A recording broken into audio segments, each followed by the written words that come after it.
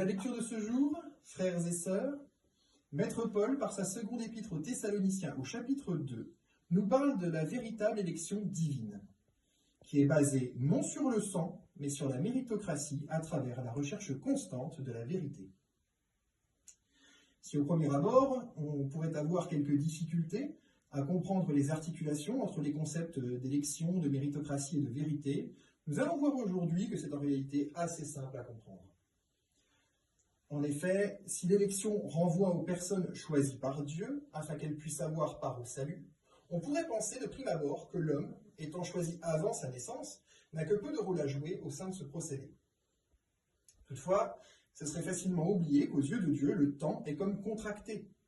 On n'est alors plus dans le chronos, temps qui s'écoulerait par étapes successives, mais dans le kairos, car Dieu, par sa nature même, se situe en dehors des éons, en dehors du temps.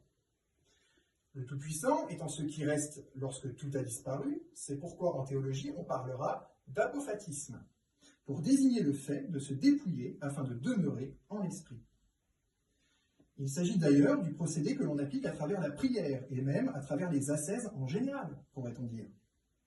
L'objectif étant de laisser en notre sein la place à Dieu, afin que sa parole puisse s'exprimer en nous, sans le filtre de l'ego et des pensées. Et là, sans doute, vous me verrez venir et me direz, presbytre Michael, tout ceci est extrêmement difficile à mettre en œuvre. Ce à quoi je vous répondrai qu'effectivement, cela ne se fait point sans effort. Ainsi donc, la voilà, notre participation, cette fameuse méritocratie dont je vous parlais un petit peu plus tôt.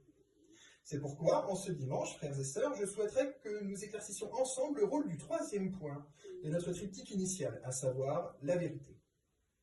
Et bien, pour faire simple, la vérité va jouer ici un rôle de guide, en cela qu'elle va permettre à notre esprit, par la raison octroyée par l'Esprit Saint, dont il est l'émanation, de se prémunir des illusions et donc des égarements. Cette notion de vérité renvoie d'ailleurs directement à la puissance de Dieu, raison pour laquelle il est parfois appelé tout-puissant. Car c'est justement par cette vérité qu'il incarne de façon exclusive qu'il est dit de lui qu'il est parfaite efficacité. Ainsi, non soumis aux erreurs et aux mensonges, Dieu va à l'essentiel, ou plutôt, afin de mieux le formuler, pourrait-on dire qu'il est l'essentiel, sorte de phare unique dans la nuit pour tout ce qui se perd dans l'obscurité. Amen.